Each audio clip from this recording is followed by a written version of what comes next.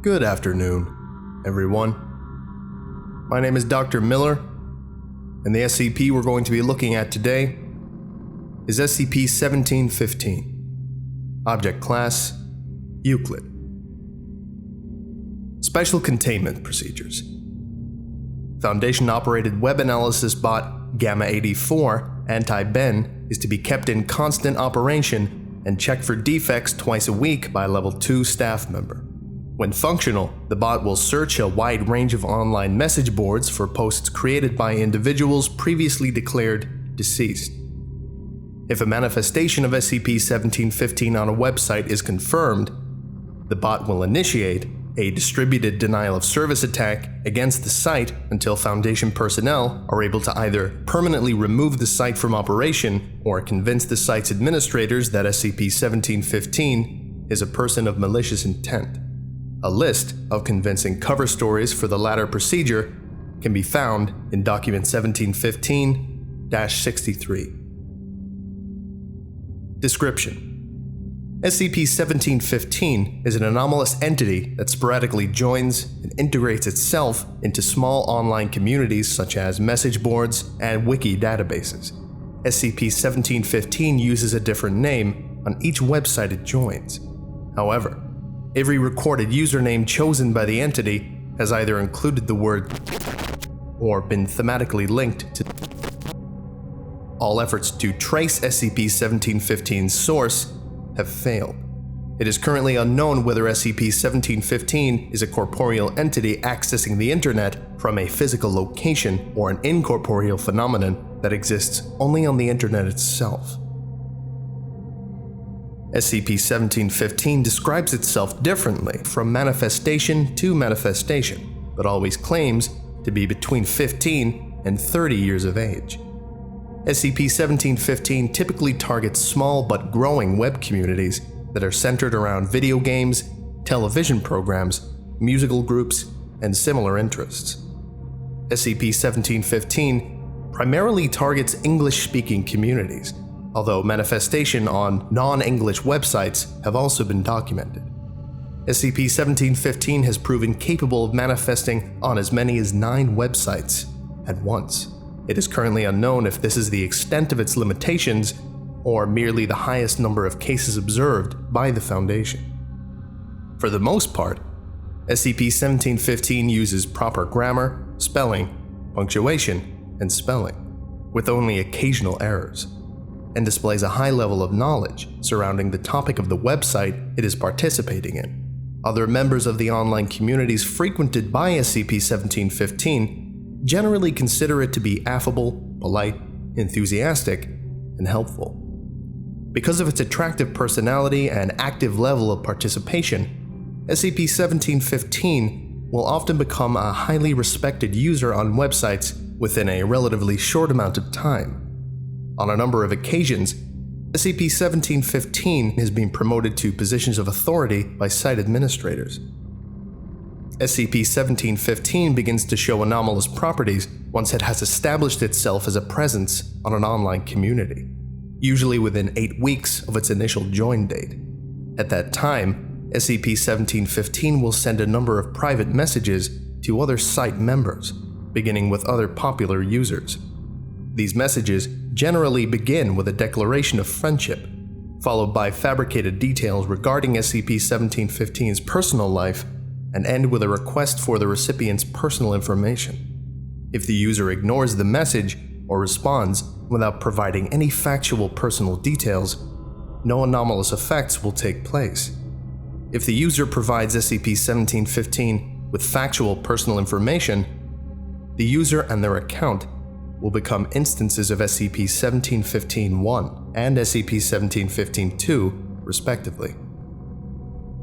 Within 2 weeks of responding to SCP-1715's message, instances of SCP-1715-1 will be injured in a violent incident. Such occurrences have included accidents, homicides, and suicides. Although these incidents usually result in immediate death, there have been cases of SCP-1715-1 instances being rendered comatose, brain dead, or similarly incapacitated. Investigations performed by local law enforcement units and Foundation agents have determined all deaths to be apparently non-anomalous in nature and explainable by forensic evidence. In one case, Foundation investigators found evidence that an individual had started planning his murder several years before the SCP-1715-1 victim had ever joined the message board. It is currently unknown if SCP-1715 is somehow influencing these events, or if it actively seeks out individuals it knows will die. After an instance of SCP-1715-1 is deceased or otherwise incapacitated, the corresponding instance of SCP-1715-2 will remain active in its respective online communities, posting content that is consistent with SCP-1715-1's personality and writing style. Instances of SCP-1715-2 possess the same memories as their counterparts up until their time of death, but deny that they are in fact dead, often accusing the inquiring party of being a troll. SCP-1715-2 discuss the same topics as their living counterparts, with the exception that they will occasionally post messages that could be interpreted as references to their deceased state. See Addendum. Instances of SCP-1715-2 remain active and prolific members until such time that SCP-1715 announces its departure from the website. Once this takes place, all instances of SCP-1715-2 will reply to the announcement with various well wishes and goodbyes before immediately ceasing all anomalous activity. Beyond their apparently symbiotic connection to SCP-1715, there does not appear to be a limit to the amount of time SCP-1715-2 can remain active. One group remained active for 11 years, analyzing and discussing episodes of Buffy the Vampire Slayer on a daily basis until the site was eventually shut down by Foundation personnel. Addendum.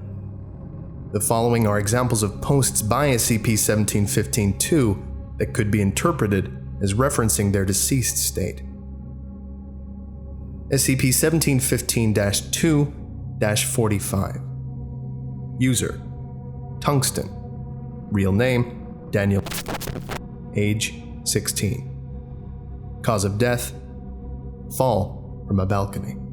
Context: posted in a discussion thread about allergies, responding to a user who complained of severe sinus headaches. Ugh, my head starts killing me as soon as fall is over. I can sympathize with that. Sticking out tongue emoji. I don't know, am I saying that right? I'm not really up with the kids. Anyway. SCP-1715-2-88. User: Pavlov's Lemur. Real name: Tyler. Age: 22.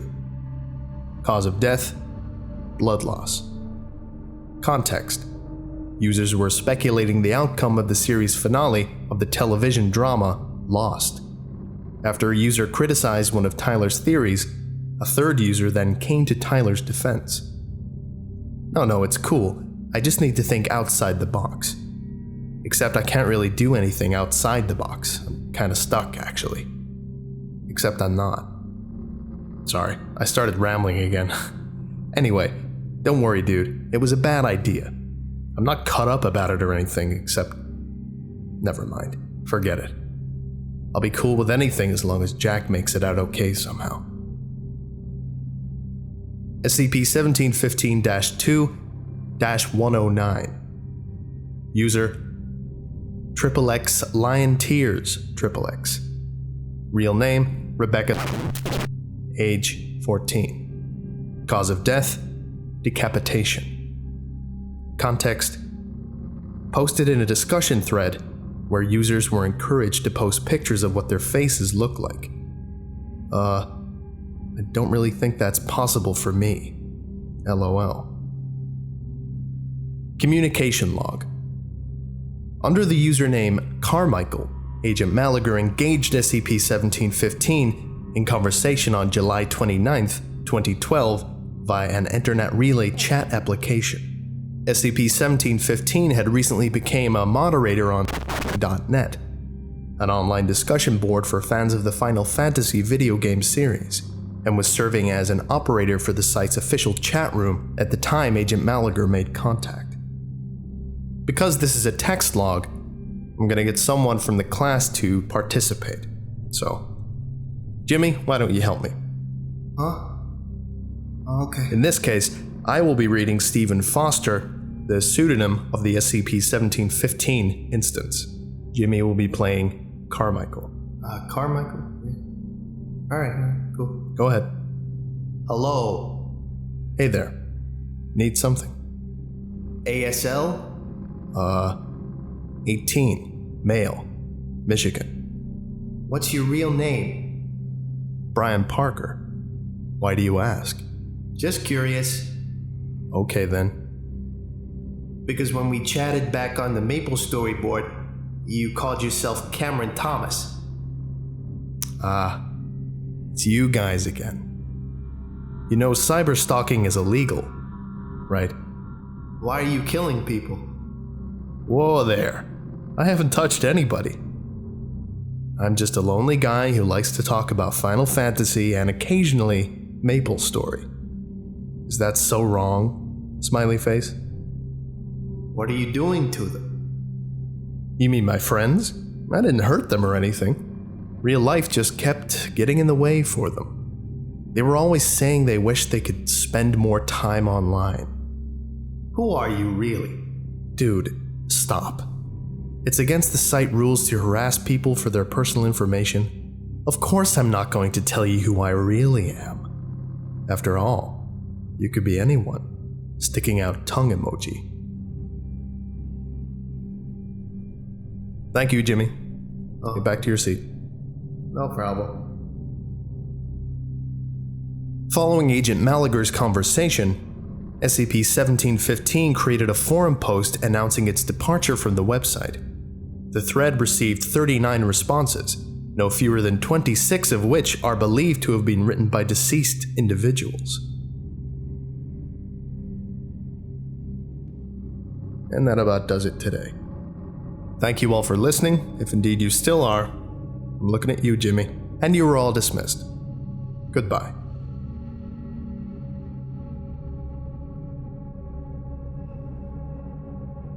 I would like to give a special thank you to Desmond Hoskins, Andre Bichert, Dr. Mortis, Cody Tench, Pierce M. Hamlin, Psi-7 Actual, Rebellion Fidelius, and Tyver Bull.